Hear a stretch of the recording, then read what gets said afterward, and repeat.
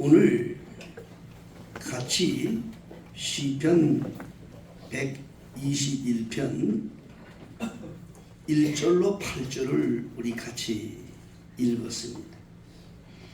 그 말씀 중에 1절에 보면 내가 산을 향하여 눈을 들리라. 나의 도움이 어디서 올꼬? 나의 도움이 천지를 지으신 여호와에게 서로다. 이 말씀을 기록한 분은 다윗이 이 글을 기록을 했습니다. 다윗의 일생을 보면 아주 험악했습니다. 어린 소년이 아버지의 양무리를 돌아보다가 하나님의 은혜를 받아서 이제 마침내 왕위까지 오르게 되는데, 다윗의 일생을 보면 험하기 짝이 없습니다. 정말 험했습니다. 이스라엘의 성군이요, 위대한 왕이라고 이렇게 지금 모든 사람들이 칭송하는 그러한 사람이지만, 성경에서도 그 다윗을 또 높여요. 왠가니 그를 통해서 예수 그리스도가 오니까 그렇게 됐습니다. 그런데 그분의 개인적인 삶, 가정의 삶을 들여다보면 얼마나 고통스러운 일이 많았는지 몰라요. 형제들끼리 싸우고 자식들끼리 싸우고 죽이고, 그 말도 못합니다. 자식에 의해서 반란을 일으켜 자식을 피해서 보선발로 성에서 쫓겨나가고, 자기들이 다윗을 돌보던 후궁들을 옥상에다 올려놓고 이 못된 자식이 아버지 보는 앞에서 그 후궁들을 강간하고 그걸 다 보여줍니다. 이런 삶을 살았단 말이야, 다윗이. 개인의 삶으로는 정말 그렇게 비참하기 짝이 없는 그런 인생을 살았는데, 다윗은 오늘 이렇게 노래한 겁니다. 내가 산을 향해서 눈을 들이라. 나의 도움이 어디서 올꼬? 천지를 지으신 여호와에게 서로다. 이것은 다윗의 고백이 아니라 하나님께서 우리 인생들에게 주시는 말씀입니다. 오늘 저와 여러분들에게 하나님께서 주시는 말씀입니다. 우리가 이 세상을 살아가면서 힘들고 어렵고 고통스럽고 어떻게 해야 할지 모르는 상황들을 많이 겪게 됩니다. 이것은 굳이 목사님뿐이 아니라 우리 모든 분들에게도 다 그런 것을 당하게 됩니다. 그러나 그럴 땐 우리는 알아야 됩니다. 그것을 도우실 분은 하나님뿐이다. 믿습니까? 하나님 앞에 겸손해야 됩니다. 하나님 앞에 겸손해야 돼요. 다윗은 결국에 그것을 노래하는 것이지요. 여러분, 하나님을 두려워하지 않는 사람들이 얼마나 많아요, 세상에는. 아주 하나님을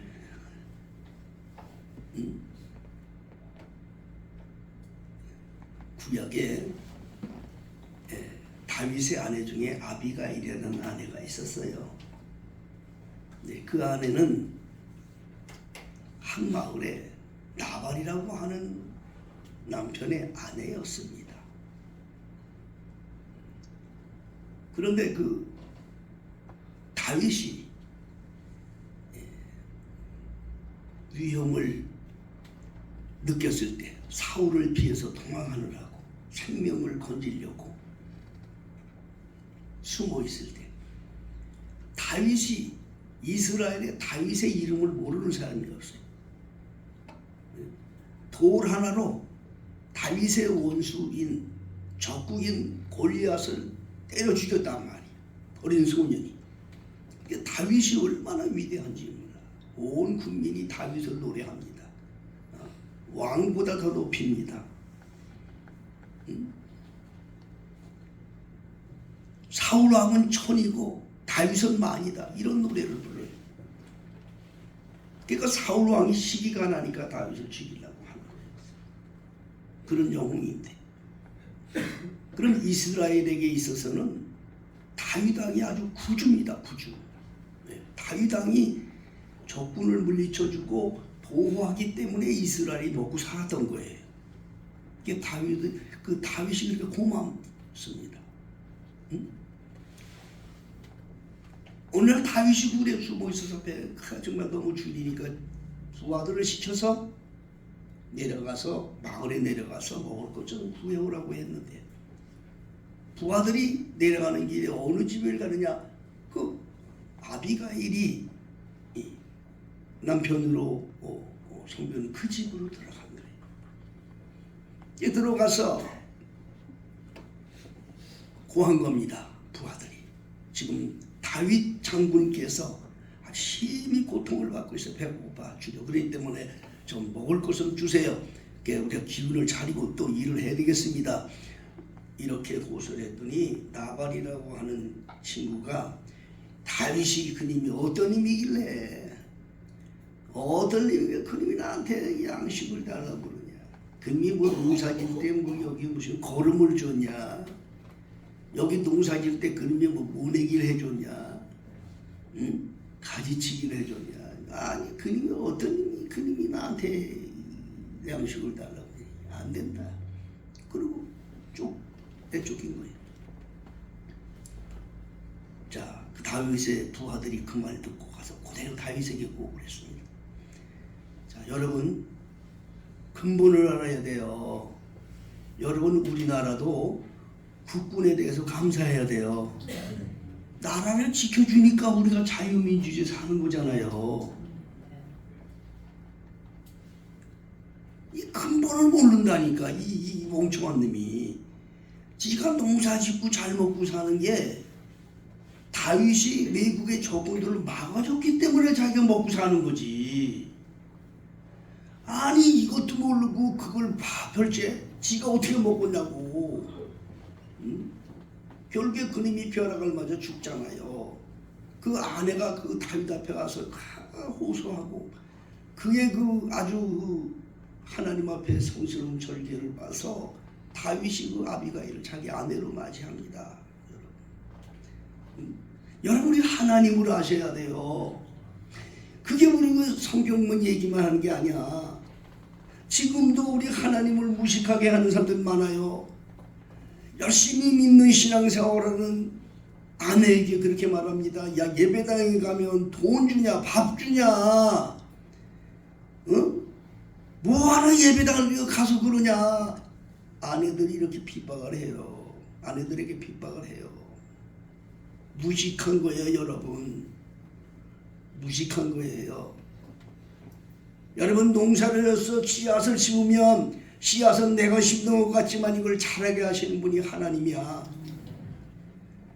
예? 나무를 아무리 좋은 나무를 심어도 그걸 자라게 하시고 꽃을 피게 하는 분이 하나님이야. 응?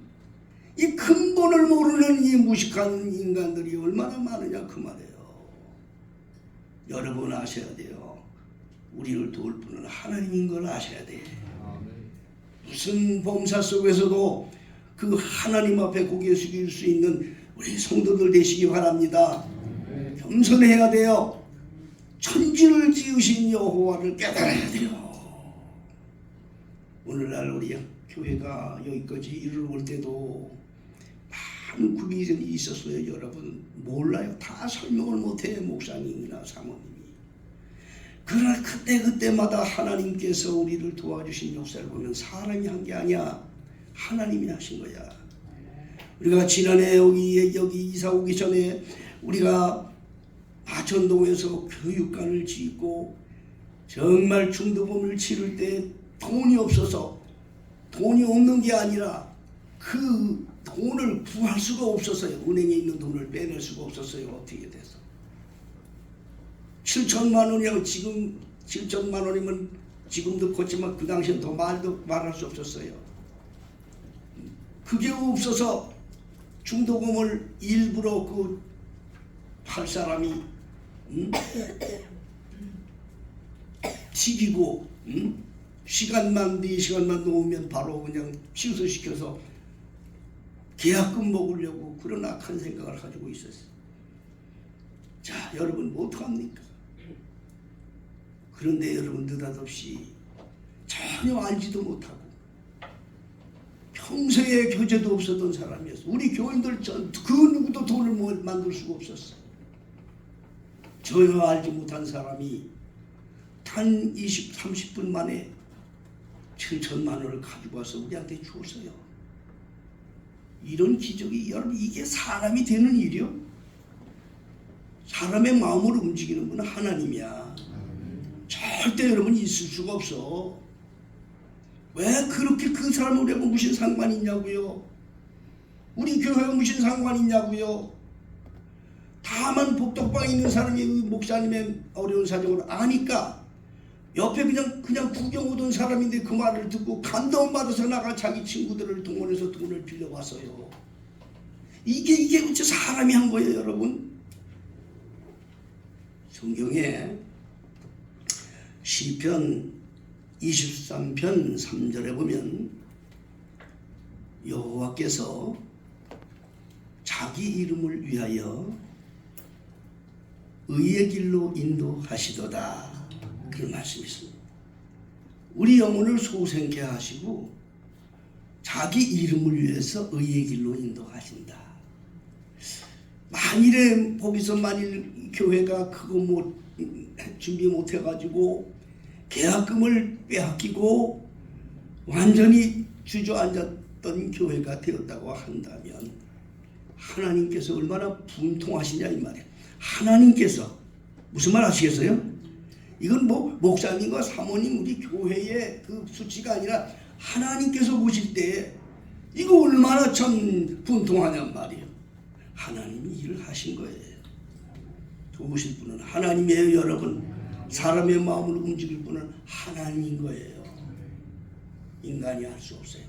많은 시련과 어려움 겪은 가운데 오늘날 또 여러분들이 우리 교회에 자 이렇게 오셔서 함께 영광을 돌리고 있습니다. 우리 베들교회 하나님께서 지켜주시고 인도해주는 아름다운 교회예요. 다만 지금 현재 우리 정말 그동안 기도해오고 목사님의 일을 이어서 우리 교회를 이끌어갈 부목사가 어둠에 있어서 지금 현재 시련을 받고 있어요. 그러나 이것도 여러분 그걸 아셔야 돼요. 반드시 우리 인간 눈에 볼 때는 이거 답답하고 이렇게 할 분도 계실 거예요. 그러나 여러분 하나님은 결코 손해보는 분이 아니에요. 우리 교회를 향하신 하나님의 계획은 있어요, 여러분. 나는 믿습니다. 나는 믿어요.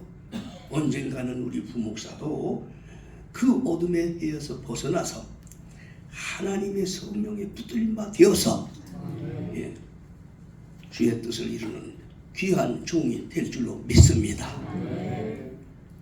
하나님이 하신 일은 아무도 모르는 거예요, 여러분. 그걸 믿어야 돼요. 내 영혼을 소생시킨다는 말은요, 이 소생이 되려면 다 뒤집어지는 거예요, 모든 게. 그리고 당신의 이름을 위해서 하나님이 일하신다는 뜻입니다. 그래 하나님께서 우리가 이 하나님의 그 놀라운 역사를 우리가 다 이루기를 원해요. 나를 도우시는 하나님. 오늘 제목이 진정 우리가 인생에 사는데 후원자는 하나님이야. 우리 내 인생의 후원자는 누구예요? 하나님이라고. 하나님. 오늘 이 말씀을 증거하면서 우리 성도님들에게 새 힘이 넘치기를 원합니다. 우리가 든든한 후원자가 계시어요. 믿습니까? 내 인생의 후원자는 하나님이야. 하나님은 반드시 모든 걸 좋게 이루신다는 걸 확신을 가지셔야 돼요. 이런 하나님의 인생의 진정한 후원자 되신 하나님의 그 후원을 받을 수 있는 사람은 누구일까요? 여러분 이걸 가르치는 거예요. 저는 성경에 있는 걸 그대로 가르치는 거예요. 이건 목사님 생각이 아니라 성경의 생각을 가르쳐 드리는 거예요. 성경에서는요, 하나님의 후원을 받는 사람은 누구냐? 기도하는 사람이라 그렇게 말하고 있어요. 여러분 하나님의 진정한 내 인생의 후원을 받기를 원하면 기도하세요. 믿습니까? 기도하니까 사는 거예요. 지금도 우리가 기도 때문에 사는 거야. 나도 그렇고 우리 사모님도 그렇고 기도 때문에 사는 거야, 여러분. 기도 때문에 사는 거야. 여러분 기도하셔야 돼요. 예수님도 그 기도에 대한 말씀하셨잖아. 마태복음 7장에 구하라, 찾으라, 두드리라. 이게 기도하라는 거예요. 그 말씀이. 기도하면 주신단 말이야. 찾으면 만나게 한단 말이야. 두드리면 열어준다는 뜻이야. 이게 무슨 뜻인 줄 알아야 돼. 기도는 다 하는데 무슨 뜻인 줄 알아야 돼. 하나님의 음성을 들으라. 하나님의 음성을 들으라. 하나님의 음성을 듣는 데는 세 가지가 있어요. 세 가지가. 하나님의 음성을 들을 때 물론 영의 귀가 열리게 되면 만물을 통해서 듣고 다 들어요. 그런데 실질적으로 하나님의 음성을 들을 때는 세 루트가 분명한 게 있어요. 그것은 첫째로 기도예요. 기도할 때 하나님의 음성을 들어요. 기도할 때. 두 번째는 하나님의 기록된 말씀을 읽다가 하나님의 음성이 들려요. 하나님의 말씀은요, 여러분, 인쇄된 글자가 하나님 말씀이 아니야. 그 인쇄를 한 그 글자를 쓴 분의 성령님의 음성을 듣는 게 그 사람이 성경 읽는 사람이야. 인쇄된 글자만 읽는다고 되는 거 아니야. 인쇄된 글자를 읽으면 졸렸기만 해. 그게 아니야. 하나님의 음성을 믿음으로 들을 때 들린단 말이야. 세 번째는 늘 말씀드리는데 선지자의 입술을 통해서 하나님 말씀이 선포되어질 때 또 하나님의 음성이 들린다. 지금도 목사님이 이렇게 말씀을 증거할 때 영의 귀가 열리고 마음이 열린 분은 하나님의 눈이, 하나님을 볼 수 있는 눈이 열리게 되고 하나님의 음성을 들을 수 있는 자인 줄 믿으시기 바랍니다. 하나님의 음성을 듣는 거야. 하나님의 음성을 듣는 사람은 반드시 하나님께서 당신의 이름을 위해서 의의 길로 인도해 주신단 말이에요. 성경은 창세부터 요한계시록까지 그걸 우리에게 가르쳐 주시고 계시단 말이에요. 기도합시다. 기도하면 하나님 음성 들어요. 기도하는 목적이 하나님 음성 듣는 거야. 성경을 읽는 목적이 하나님 음성 듣는 거야. 오늘도 여러분들 주의 종의 목사님의 설교를 듣는 것도 목적은 하나님 음성 들으려고 하는 거야. 영의 귀가 열린 사람은요, 목사님은 창세기를 설교하고 있는데 영의 귀가 열린 사람은 요한계시록의 말씀이 생각이 나. 그 사람이 영의 눈이 열린 사람이야. 하나님 음성을 듣는 거야. 믿습니까? 이런 사람은 하나님의 도움을 받아. 성경에 많은 사람들이 기도함으로 승리를 했어요. 그 중에 한 사람을 소개한다면 야곱이라는 사람을 소개할 수 있어요. 야곱은요, 누구냐? 아브라함이, 믿음의 조상 아브라함이 이삭을 낳았고 이삭이 또 아들을 낳는데 두 쌍둥이를 낳았단 말이야. 그 큰아들 이름은 에서고 작은아들 이름이 야곱이야. 쌍둥이야. 서로 쌍둥이. 예. 다만 몇 초 사이에 늦게 나와서 야곱이 동생이 된 거야. 그런데 이 둘이 성격이 달라졌어. 성격이 달라. 큰아들 에서는 사냥하러 다니나 들로사로 사냥을 하러 다니니까 그냥 뭐 짐승을 잡아다 고기를 만들어서 아버지 먹이고, 그러니까 아버지는 좋아해. 큰아들을 좋아해. 근데 작은아들 야곱은 뭔가 하니 항상 집에서 부엌에서 엄마 살림 도와주는 거야. 이래저래 살림 도와줘. 근데 모든 가정의 정치를 사실은 남편이 하는 것 같지만 누가 하느냐? 아내가 하는 거야. 여러분, 가정 살림 누가 하는 거야? 남편이 하는 거 아니야. 남편들 별로 아니야. 아내들이 하는 거야. 아멘. 그게 아내 우리 조인수 집사님. 아내야, 아내가 하는 거야. 똑같아. 이 성경은 그렇게 나와 있어. 그런데 이 야곱이 말입니다. 어머니를 도와서 팥죽을 썼어 어느 날. 근데 이 큰아들이 나가서 사냥하고 들어왔는데 배고프단 말이야. 막 냄새가 굴굴 나는 거야. 음식 냄새가. 왜 팥죽을 끓이거든 동생이. 야, 그 팥죽 맛있겠다고 좀 줘라. 그러니까 또 야곱이 그냥 또 주나 그거를. 이거 그냥 줍니까? 줄 수 없어요. 뭐 어떡하냐 그럼 너 이거 형이 나보다 몇 초 먼저 나왔다고 장자라고 그러는데 이제부터 내가 장자 될 테니까 그 장자권을 나한테 파세요. 그런 거야. 그 야곱이 이 성경에 있는 말을 여러분 잘 명심해 들어야 돼. 사람이 복 받고 복을 못 받는 건 자기 입으로 터는 거야. 뭐라 그런지 아세요? 야, 지금 내가 배고파 죽겠는데 장자의 명분이 뭘 필요하냐? 그냥 니나 가져라. 그러고서 팥죽을 먹었어요. 팥죽 한 그릇 주고 장자 명분을 샀어요. 자, 여러분 팥죽 한 그릇에 신앙을 버리는 자 되지 마세요. 여러분 똑같은 사람들이 세상을 살고 있어요. 팥죽 한 그릇에 신앙을 팔아먹는 사람들이 많단 말이에요. 야곱은 그렇게 해서 받았어요. 그 야곱은 항상 기도의 사람이었단 말이야. 기도했어요. 그런데 이제 나중에 또 마지막 이삭이 죽을 때 돼서 축복 기도해 주는데 그 부모 그 당시에 그 축복은요 하나님의 축복이에요. 아브라함의 축복도 그렇고 이삭의 축복도 그렇고 야곱의 축복도 마찬가지예요. 완전히 성경은 그 하나님의 축복이에요. 이삭이 아들들을 데려놓고 마지막 축복을 하려고 그래. 큰 아들한테 얘기를 했어요. 뭐라고 하니? 얘야 너 가서 사냥 좀 잘해가지고 와서 나 축복 기도해 줄 테니까 축복 기도 받아라 그랬어요. 그런데 에서가 사냥하러 나간 사이에 귓속말로 뒤에서 그 엄마가 들었단 말이야. 야, 그래 이 축복 마지막 귀한 축복인데 이걸 야곱을 줘야 될 텐데 그러구나. 야곱을 불렀어요.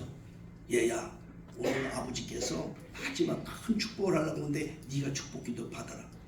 아니 어떻게 제가 축복 기도를 받아요? 형하고 나하고는 생김새가 다른데 형은 그냥 털복생이고 나는 매끌매끌한데 가서 아버지가 딱 만져보고 이놈 자식이 야곱이 그래 그러면 축복은 그냥 저주를 받을 텐데 내가 어떻게 그럽니까? 그러니까 리브가가 말하기를 엄마가 말하기를 걱정하지 마. 내가 다 책임질게. 내 말대로 해. 양을 잡아서 옷에다 털복생이 양을 옷을 입히고 가죽 옷을 입고 집에 가서 에서가 입던 옷을 딱 입혀가지고 들어가서 축복 기도를 받아라. 그 엄마 말 듣고 했어요. 여러분 여기서 엄마는 하나님의 교회 말씀 가르치는 목사님 말하는 거야. 무슨 말 아시겠어요? 목사님 상징을 목사님 말만 들으면 돼. 이거 여러분 그게 아니라 성경은 우리 뭘 그걸 가르치는 거예요. 영적인 꼴을 먹이는 젖을 먹이는 어머니 일을 말하는 거예요. 그 시키는 대로 했다고. 결국에 복을 받았어. 나중에 에서가 그걸 알고 나니까 이놈의 자식 내가 내 장자 팥죽한 그릇에 장자의 명분도 이 자식 훔쳐가더니 이제 내 축복까지도 뺏었구나. 이 죽이는 자식 내가 너를 죽이겠다. 칼을 갈고 죽일 준비라. 그거를 리브가가 엄마가 딱 봤어요. 큰일 났어. 이거 하루아침에 자식들이 이제 죽이고 살리는 문제가 생겼어. 그래서 야곱을 불러서 너는 지금 빨리 도망가. 잘 도망가.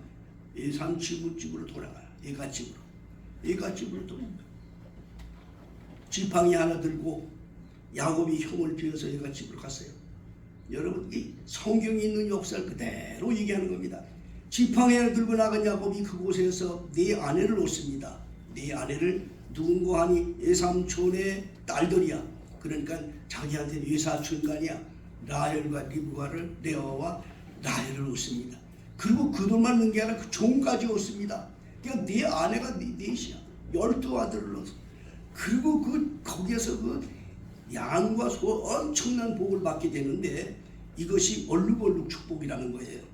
야곱이 나중에 20년이 지나서 거기서 나는 고향으로 가려고 그러는데 이 삼촌이 고향으로 가겠습니다. 그러니까 야 어떡하냐 너 어디가 가면 어떡하냐 쓸만한데 그냥 20년간 부려먹었는데 얼마나 쓸만하냐고. 그런데 난 가겠습니다. 그러니까 아유 그래 너 뭐 해주랴 해주랴. 그러니까 여러분도 직장에 가서 인정받으면 한번 튀길만도 해. 나 이거 그만두겠습니다. 한번 하라고. 그러면 주인이 야 너 이게 그렇게 잘하는 걸 어떻게 놔둘 수 있어? 네가 뭘 원하니? 이런 조건이 나올 수 있다고. 이것도 이거 얘기하면 안 되는데 야곱이 그랬다고 삼촌한테 20년간 잘하는 놈을 잘 부려먹었는데 이놈이 가겠다고 그러니까 얼마나 불안하냐고. 그러니까 욕을 했어. 내가 뭐한테 해주랴. 야곱이요, 기도하는 사람, 여러분 그걸 말씀드리려고 하는 거야. 신비한 역사가 일어났어요. 하나님께 기도를 했어요. 2-3천 동안 20년간 모순 생활을 했는데 아무것도 안 줍니다. 내가 뭡니까 이거 지금, 응? 자식 새끼들도 많은데 나는 뭡니까? 알구지가 돼 있는데 잘못하다 2-3천 건데 나 어떡합니까? 하나님께서 그 마음에 나타나셔서 이제부터 내가 내 기업을 주겠다 약속을 하셔요. 그 약속이 뭔지 아세요? 그것이 바로 얼룩얼룩 축복이에요. 얼룩얼룩 축복이 뭐냐? 그걸 야곱한테 얘기해 줬어요. 야곱이 그 말을 듣고 예삼촌하고 타협을 합니다. 내가 그러면 예삼촌 내가 안 나갈 테니까 예삼촌 그럼 날 좀 도와주세요. 그래요. 뭐냐? 이제부터 새끼 나는 거는 얼룩얼룩하게 나오는 놈은 다 내 거로 하겠습니다. 응? 얼룩얼룩하고 양이든지 염소든지 점이 있는 놈이 있으면 다 내 걸로 할게요. 그건 예삼촌이 아니고 내 걸로 할게요. 예삼촌이 또 미소를 싹 짓습니다. 야, 이 자식 웃기는 놈이구나. 이게 부티야. 그리고 그날 밤에 양들 중에 점 있고 얼룩 있는 건 다 빼버렸어. 그 남은 건 어떤 양들이야? 흰 양밖에 없잖아. 미소를 줬다고. 새끼 네가 해봐야만 또 해봐야 흰 놈밖에 더 나오냐? 네 건 없어 이 자식아. 그리고 그 빼가지고 갖다 자식들에 시켜서 수백 리 떨어진 데로 딸로 보냈어. 그런데요, 여러분 하나님을 우습게 여기는 자들은 저주를 받아요. 하나님은 무에서 일을 창조하는 분이야. 하나님은 안 되는 걸 되게 하는 분이야. 여러분, 야곱에게 뭐라는지 아세요? 너는 이 다음에 우물에다가 새끼를 뵐 때 살구나무하고 단풍나무하고 신풍나무를 꺾어서 그걸 껍질을 잘 벗겨 얼룩얼룩하게 만들어서 물에다 놔라. 물에다 놔. 언제 놓냐? 새끼를 뵐 때. 양들이 새끼를 뵐 때 그걸 걸어놔. 그럼 양들이 새끼를 뵐 때 그걸 보고 새끼를 갖는데 그놈 보고 새끼 낳는 놈들은 전부 다 얼룩얼룩한 놈이 나오더라는 거야. 야, 이거 잠깐만. 이건 아무리 봐도 과학적으로 이게 도대체 이해가 됩니까? 그런데 어떤 과학자가 이걸 풀었어요. 이거는 가능하다는 거야. 야, 이게 벌써 수억 년 전에 이 하나님이 이런 방법을 썼단 말이야. 예? 그래 그때부터 실한놈이 새끼를 뵐 때는 얼룩을 놓고 약한 놈이 놓을 때 놓지도 않고 걔가 실한놈이 나오면 전부 다 야곱의 것이 됐어. 야곱이 그냥 거부가 돼. 점점 많아져. 야곱의 재산이. 야곱이 점점 많아져. 이게 누가 했느냐? 하나님이 하셨어. 하나님이 도우셨어. 야곱은 부자가 돼서 집으로 돌아가는데 이걸 큰일 났어. 집에는 누가 기다리고 있어? 에서가 기다리고 있단 말이야. 그 에서가 기다리는 에서를 생각하니 발걸음이 안 들어요. 가면 죽잖아요. 그런데 에서가 거기에서 야곱이 그 자기 가족을 다 데리고 자기 형을 만나러 오는데 너무 겁이 많아 야곱이. 걔가 먼저 양들을 다 보내. 재산을 다 보내. 그리고 보내서 그쪽에 에서가 지금 오고 있는데 맞이하러 오는데 몇 명 한 400명을 데리고 온다는 거야. 그러니까 죽이러 오는 거지 자기를. 야복강가에서 엎드려서 야곱이 주여 이거 내가 가면 이제 죽습니다. 먼저 양을 재산을 다 보내놓고 가서 신하의 하인에게 시키기를 가서 이거 누구 거냐 하면 야곱인데 당신 동생 야곱인데 이걸 다 예물로 주셨습니다. 이걸 받으세요. 그게 얘기하라 이 말이요. 예물로. 이 성경에서는 꼭 인간이 뭐로 되는 것 같지만 아니야. 하나님이 도우셨어. 하나님께서 그날 밤에 야복강가에서 응답하시고 천사가 나타나셔서 야곱의 마음을 움직이시고 에서의 마음도 움직여서 화합하게 만들고 결국에 큰 영광을 누리는 그런 은혜를 준 것을 봅니다. 무엇 때문에? 기도했기 때문에. 여러분 기도하면 하나님 음성이 들려요. 기도하면 하나님 음성 들려요. 하나님이 시키는 대로 할 때 승리하게 되는 거예요. 믿습니까? 기도하는 사람은 하나님의 후원을 받으며 살게 돼요. 아무리 힘들고 어려운 일이 있어도 기도하십시다. 기도하세요. 기도하세요. 그리고 젠장 하나님의 후원을 받는 자는 두 번째는 뭔가 하니 사랑의 고백이 뜨거워야 돼요. 하나님께 나는 하나님의 것입니다라고 고백을 해야 된다니까. 응? 내가 하나님의 것이 돼야 하나님이 나를 도와주잖아요. 내가 하나님의 것이 될 때 하나님이 책임져 주시잖아요. 나를 책임져 주실 분이 하나님이시잖아요. 그러면 하나님 앞에 철저한 고백이 있어야 하는 거예요. 고백. 자, 출애굽기 19장을 다 같이 찾아보겠어요. 출애굽기 19장. 자, 출애굽기 19장입니다. 출애굽기 19장 5절로 6절입니다. 출애굽기 19장 5절로 6절을 우리 한번 다 함께 읽읍시다. 시작. 세계가 다 내게 속하였나니 너희가 내 말을 잘 듣고 내 언약을 지키면 너희는 열국 중에서 내 소유가 되겠고 너희가 내게 대하여 제사장 나라가 되며 거룩한 백성이 되리라. 너는 이 말을 이스라엘 자손에게 고할지니라. 아멘. 하나님의 후원을 진정 하나님의 후원을 받고 살기를 원하시는 분 한번 크게 아멘합시다. 예, 기도하고 하나님 음성 듣는 걸 또 참 기본적이지만 나는 하나님의 것입니다. 하나님이 나를 책임져 주세요 라고 하는 고백이 있어야 하는 거예요. 믿습니까? 이 고백은요 아주 중요합니다. 하나님께 이런 고백을 갖고 살 때 진정한 하나님 나의 후원자가 되시는데요. 이 고백은 두 가지로 내가 하나님의 고백을 표현할 수 있어요. 두 가지로. 하나님에 대한 하나님의 소유입니다 하는 것은 첫째는 피에 대한 고백이에요. 여기서는 아까 말씀드린 네가 내 언약을 지키라는 말은 하나님과의 언약이 있어요. 여러분이 하나님의 백성이 되고 하나님이 우리 하나님 아버지가 되는 데는 언약이 있다고요. 그 언약이 뭔가 하니 피의 연결이에요. 피의 고백이에요. 예수의 피에 대한 고백이에요. 이 피의 고백을 철저하게 하는 성도들 되시길 바랍니다.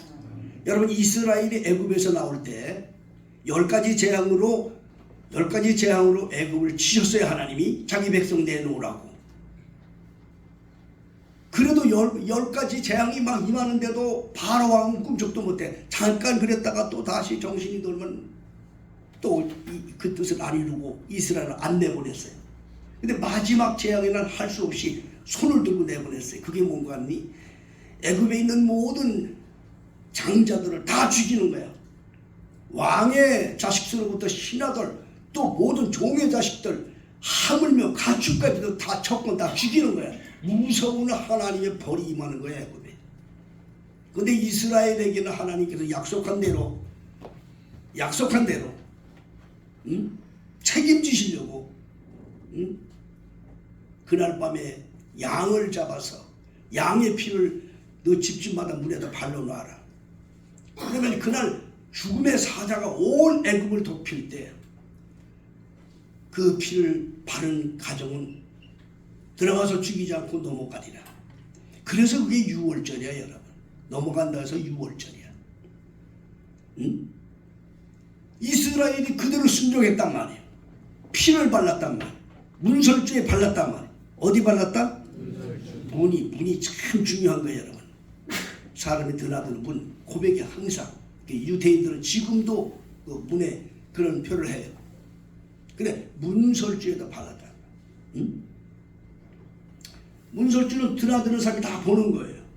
그 사람. 여러분 고백이라는 건요. 하나님에 대한 고백이라는 거는 하나님만 보시는 게 아니에요.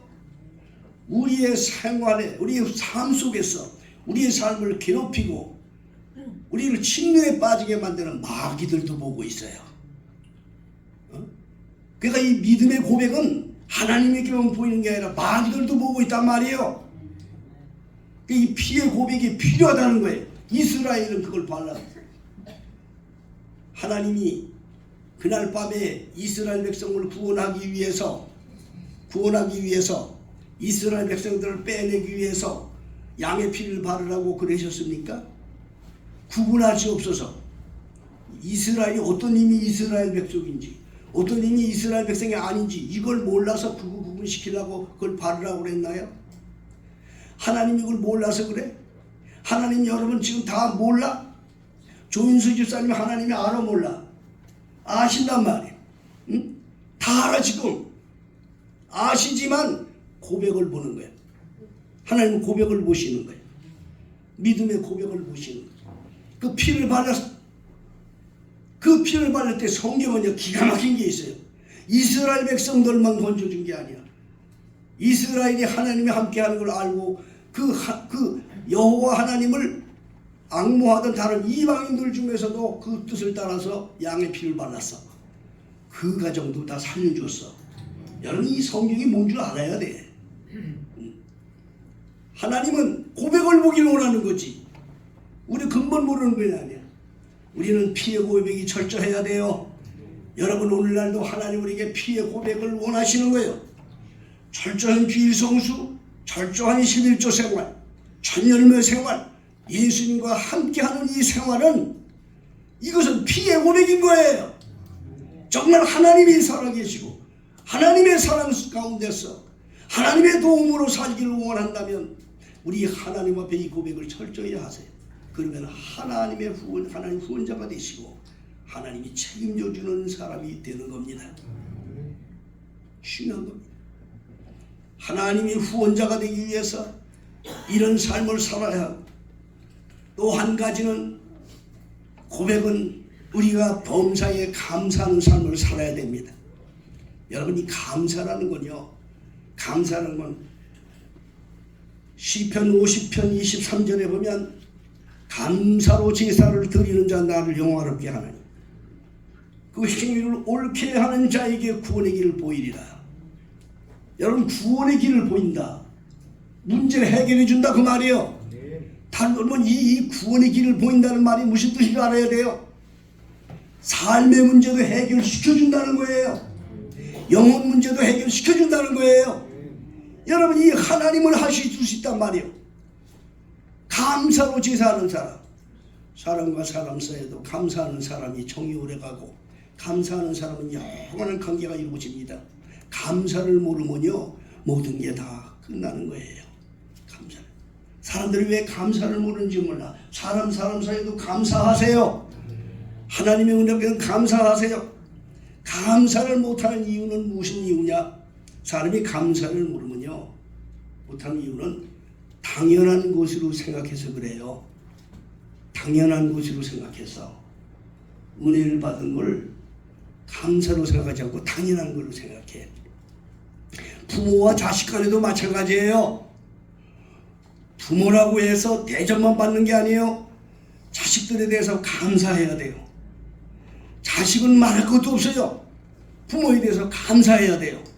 근데 왜 감사가 없느냐? 왜 이런 일이 일어나느냐? 당연한 것으로 생각하니까. 부모는 자식에게 주는 게 당연한 건 줄 알아. 그 자식 새끼들에 들된 새끼들은 뭐냐? 부모 재산은 다 지 건 줄 알아. 이 멍청한 것들이야. 당연한 건 줄 알아. 부모가 해주는 건 당연한 건 줄 알아. 자기는 할 줄 모르고. 이것이 어디서 왔느냐? 감사를 모르는 관계에서. 부모 재산은 자기 건 줄 알고 당연한 걸로 생각하고 부모도 죽여. 당연한 걸 자고. 응? 이게 인간 세상이란 말이에요. 당연한 건 없어요. 감사해야 돼요. 감사를 하나님께서 우리 감사를 가리키는 거야. 범사에 감사하라. 이는 그리스도 예수 안에서 너희를 향한 하나님의 뜻이니라. 감사해라. 부부간에도 마찬가지예요. 부부도 왜 서로 부부 사이에 정이 끊어지느냐? 감사할 줄 몰라서 그래요. 왜 감사할 줄 모르냐? 당연한 것으로 생각해서 그래요. 아내가 되었으면 그 아내가 당연히 내 건 줄 알아. 내 마음대로 해도 되는 줄 알아. 그래 감사를 몰라. 그래서는 안 되는 거예요. 정명부지 알지 못하는 아무도 모르고 성도 틀린데 성에 갔다 하더라도 환경도 다른 가운데 한 남편을 찾아와서 몸을 들이고 마음을 들이고 그렇게 해서 자식까지도 내준 아내인데 얼마나 귀하네가 귀합니까 여러분. 감사해야지. 이 멍청한 같은 어떤 것들은 막 때리고 박고 난리나. 왜 그러냐? 지건 줄 알고. 여자는 아내는 남편한테 해주는 게 당연한 걸 줄 알고. 당연한 게 없어 여러분. 당연한 건 없는 거야. 응? 아내도 마찬가지로 남편에 대해서 당연하고 생각하면 안 돼. 당연히 남편이니까 해줘야 돼 생각하지 마세요. 작은 것을 받으면 감사하세요. 감사해야 돼요. 서로 감사할 때 인간관계가 이루어지고 거기에 하나님의 정이 깃드는 거예요. 응? 사람과 사람 사이도 마찬가지라니까. 친구와 사이도 마찬가지라니까. 뭘 베풀면 감사할 줄 알았는데 감사를 모르는 사람들이 너무 많아요. 당연한 걸 생각해. 저는 지난번에 우리나라 대재벌 정주영 씨에 대해서 내가 얘기했지만 지난 한 주간 동안 또 제가 삼성 고인이 됐던 이건희 회장님에 대한 일대기를 잠깐 제가 봤는데 그분이 말한 중에서는 가장 중요한 게 뭔가 하니 인간관계에 있어서 가장 중요한 건 감사하는 것이다. 대기업을 이루면서 많은 사람들을 포용한 그 고백인 거예요 여러분. 대기업만 그런 거 아니라 우리 인간사에서도 마찬가지예요. 여러분 서로 사이에 서로 감사하세요. 감사해야 돼요. 감사를 못하는 이유는 뭐냐? 당연한 것으로 생각하기 때문에 그래. 당연한 건 없어. 조그만 걸 받아도 감사할 줄 알아야 돼. 받아도 감사를 모르는 사람이 왜 그런지 아십니까? 당연한 것으로 생각을 해. 안 돼. 당연한 건 없어. 항상 감사하세요. 인간관계에서 서로 감사하라는 겁니다. 하나님도 말할 것도 없습니다. 감사하세요. 우리가 한 해를 저물어갖고 이제 다음 주에 우리가 추수감사절이에요. 근데 이 추수감사절은 이것을 그냥 하나 지나가는 걸로 생각하는 사람 거의 다 그래요. 절기로 한 해 지나가는 절기로.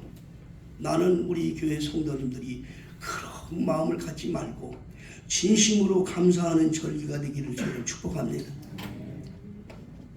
한 해 동안을 지켜주셨어. 하나님이 보살펴 주셨어. 하나님이 나를 살려주셨어. 이거 얼마나 감사하냐고요. 엊그저께는 내가 내 고향 친구하고 통화를 하려고 전화를 했더니 고향 친구가 뭐 연령 나하고 거의 비슷한 고향 친구니까 늘 이렇게 얘기를 하고 그랬는데 지난 월말까지도 대화를 하던 친구가 아내한테 전화를 했더니 아내가 하는 말이 지금 현재 요양원에 가 있다는 거야. 5월달부터 치매가 와가지고 도저히 할 수가 없어서 내보냈다는 거야. 인생이 이렇게 잠깐이더라고요. 잠깐이더라고요. 여러분 살아있는 거 감사하세요. 건강 주신 거 감사하세요. 감사하는 자는 더 건강이 넘쳐. 감사하는 사람은 항상 더 은혜가 넘쳐. 우리 신성자 권사님 100세 이상 사실 거야.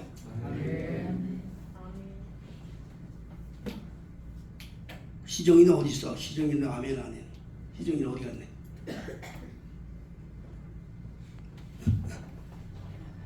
감사는 항상 늘 감사. 우리 신권사님 보면 야 연세가 적어도 항상 얼굴이 환하고 펴고 얼마나 활발한지 몰라. 늘 감사하기 때문에 늘 감사해. 감사하기 때문에. 감사하는 사람은요 건강도 주시고 하나님이 평강도 주시고 그래요.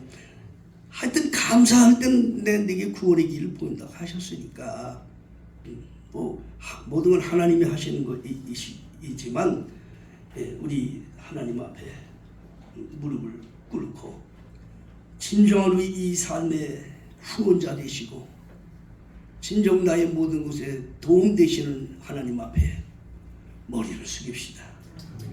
그분만이 할 수 있어요. 믿습니까? 사람이 하는 게 아니에요. 겸손합시다. 하나님의 큰 은혜가 우리 교회 성도들에게 더 넘칠 줄로 믿습니다. 310